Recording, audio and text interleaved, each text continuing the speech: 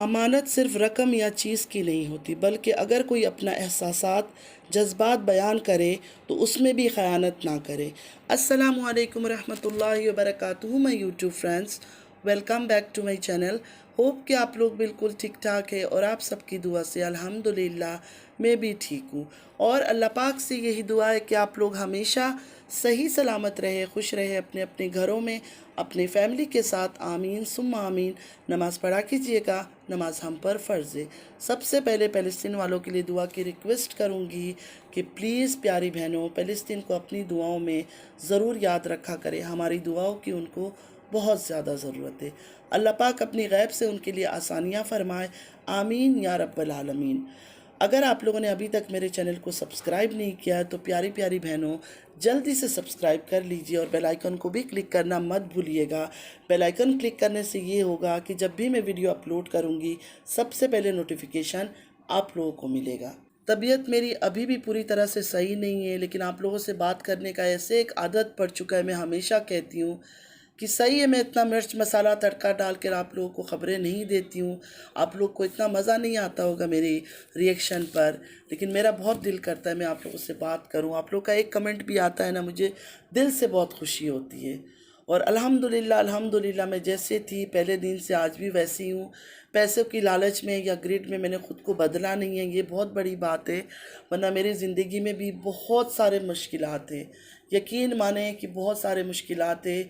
कई बार मुझे घुटन सी होती है कि मैं कैसे इन चीज़ों से निकलूँगी, लेकिन फिर वही अल्लाह पर तवक्कुल करके अपनी ज़िंदगी गुजार रही हूँ कि अल्लाह ताला जब चाहेगा एक चुटकी में हर मसले हल हो जाएंगे। लेकिन जब तक अल्लाह नहीं चाहेगा कोई मसला हल नहीं हो सकता है।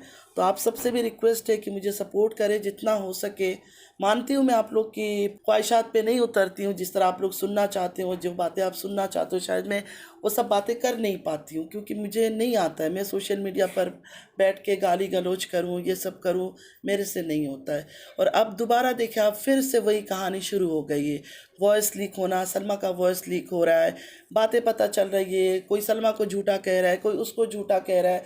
मतलब जो लोग इस चीज़ में डीपली घुसे हुए थे, बहुत ही गहरे तरीके से अंदरूनी घुसे हुए थे, वो लोग आज भी उसी टॉपिक को छेड़ के, उन्हीं बातों को करके अच्छे खासे व्यूज़ ले रहे हैं और पैसे कमा रहे हैं। और मैं जो कि ये बातें कर नहीं पाती हूँ, मैं हमेशा पीछे रह जाती हूँ। नहीं, लोग अभी किसी और का वीडियो अपलोड होता है, सेकंड में वो लोग दूसरे अपलोड कर देते हैं, रिएक्शन दे देते हैं। और मैं पूरे दिन गुजर कर फिर रात को या कोशिश करती हूँ, कभी कभी मेरी खुशकिस्मती होती है कि मैं 2 वीडियो अपलोड कर दूँ। मेरे मसले बहुत बड़े हैं, मैं सुनाना भी चाहती हूँ। कई बार मैं सोचती हूँ कि ये लोग भी तो बेशर्म होकर अपने बेडरूम की बात तक शेयर करते हैं। जो नकाब करती है, पर्दा करती है, जो फातिमा है, वो अपने बेडरूम तक की बेड के बारे में भी बेड बेच दिया, ये कर दिया, बेड की ज़रूरत नहीं है। हालांकि सब कुछ उनका ठीक ठाक है, फिर भी वो सुनाते। क्यों सुनाते हैं? सिंपैथी लेने के लिए। सुनाने का तो मेरे पास भी बहुत कुछ है। अल्लाह कहता है कि मुझसे मुझसे को अपना दर्द मुझसे शेयर करो। लेकिन कोई बात नहीं, अगर ज़िंदगी रही और कभी ख़ुद को उस तरह का मजबूत कर पाई, स्ट्रॉन्ग कर पाई, तो शायद मैं भी अपना जो दर्द है, मेरा दर्द ये नहीं है कि हस्बैंड ने सेकंड मैरिज कर लिया, ये कर लिया, वो कर लिया। मेरी इनकी तरह कोई ट्रेंडिंग टॉपिक नहीं चल रही है कि नहीं बस शादी शादी शादी। शादी इंसान का एक बार होता है, या अगर नसीब में हुआ तो 2 बार हो जाते होंगे, लेकिन ये शादी का खेल हमारे ख़ानदानों में नहीं चलता है। जिस तरह इन्होंने शादी को एक मजाक बना के रखा हुआ है। अभी देख लें इन दिनों में वो सल्लू सल्लू की शादी की बात थी, कैसे धड़ल्ले से आया। पहले तो इनकार कर दिया, मजाक उड़ा रहा था सबका कि नहीं मैंने तो नहीं शादी किया, कब शादी किया, मेरी शादी हो गई, मुझे ही पता नहीं है। और बीवी को भी साथ बिठाया हुआ है। दूसरी वीडियो में बीवी भी साथ बैठी हुई है, अच्छी प्यारी आवाज़ है उसकी बीवी की, पर्दा भी करती है वो, सामने तो आज तक आई नहीं है। कितने छोटे छोटे मासूम 2 बच्चे हैं, लेकिन बेचारे को पहले अफेयर था, मतलब पहले प्यार का चक्कर चल रहा था किसी के साथ। उसकी भी शादी हो गई थी, सल्लू की भी शादी हो गई थी, और अब इतने साल बाद दोनों मिले तो उन्होंने भी ख्वाहिशात जाहिर किया शादी करना है, इसने भी ख्वाहिश जाहिर किया शादी करना है।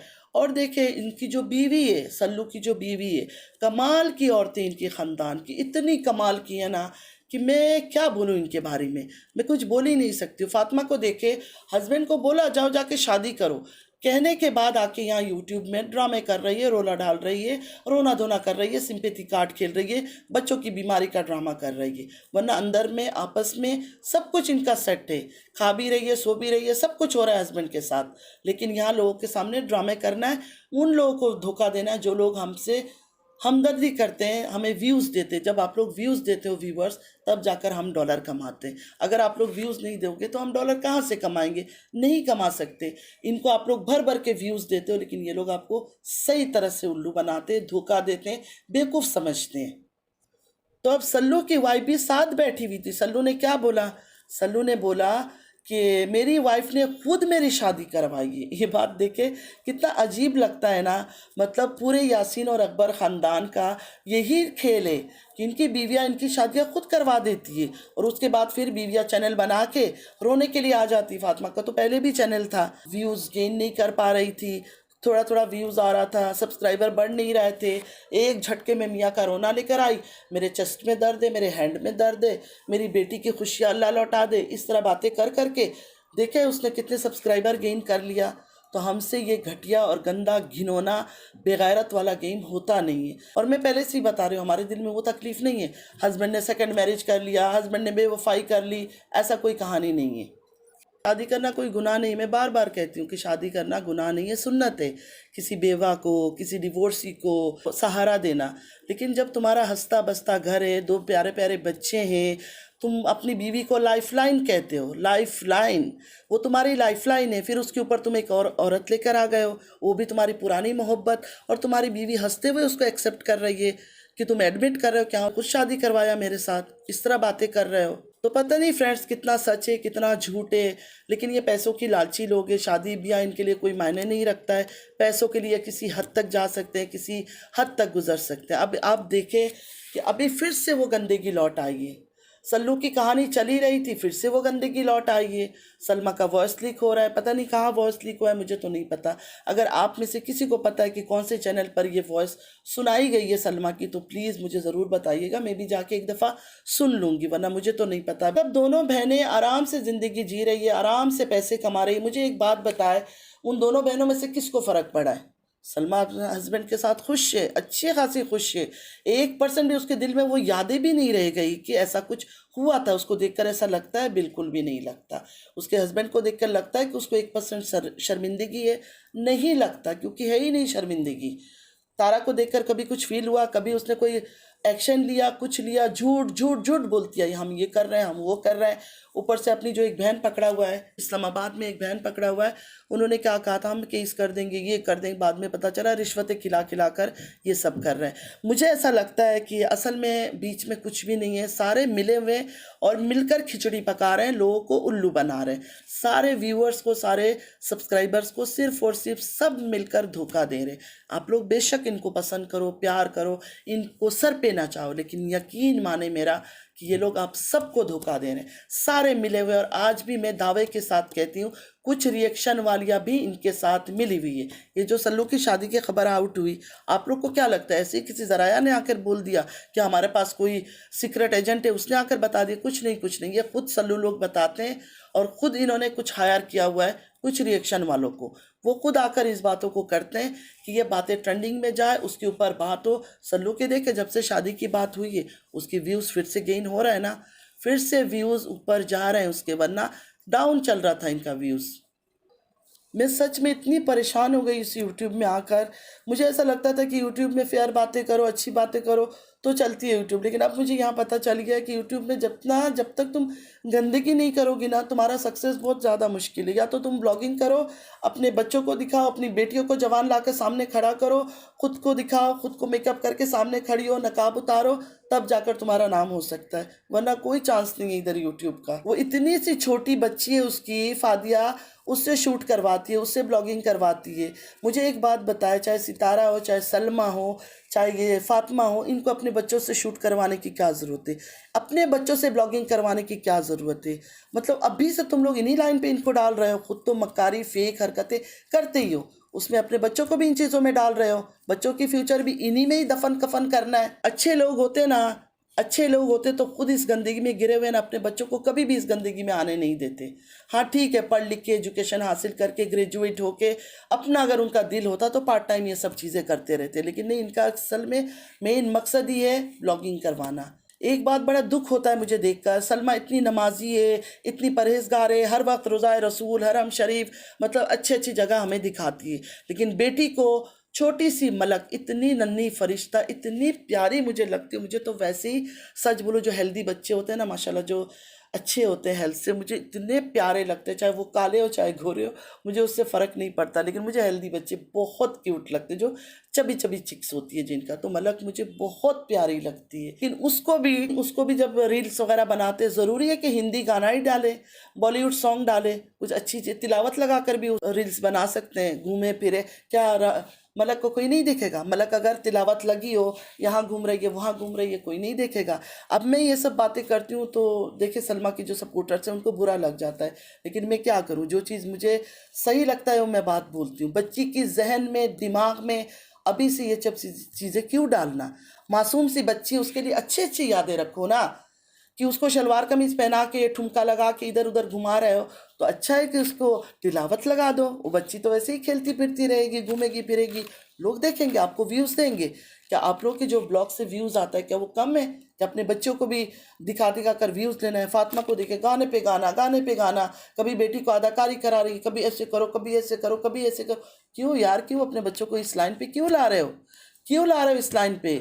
खुद उतार लो ना, खुद अपना नकाब उतार लो, आ जाओ इस सब अदाकारी करने के लिए। फातिमा से कह रही हूँ, अगर तुम्हें ये सब चीज़ें ही करना है, इन्हीं चीज़ों से पैसे कमाना है, तो खुद आ जाओ इस मैदान में, उतर आओ, बुरका शुरका उतार दो और आ जाओ ये सब ठुमके शुमके लगाने। बच्ची को तो नॉर्मल बिहेव करने दो, बचपन है उसका, क्यों छीन रही हो? ऐसे खड़ी हो जाओ, ऐसे एक्टिंग करो, ऐसे एक्टिंग करो। छोड़ो यार, कहते हैं फिर हम नमाजी हैं, हम परहेजगार हैं। ये तो अल्लाह से भी नहीं डरते, ये तो अपने दीन से भी नहीं डरते। तारा पर सर पे दुपट्टा ना लेने का हमें अफसोस था, अब तो वो सर पे दुपट्टा क्या, अब तो वो जीन्स और टॉप पहनने वाली है, स्कर्ट पहनने वाली है, तो क्या दुपट्टा लेगी उसके साथ गले में?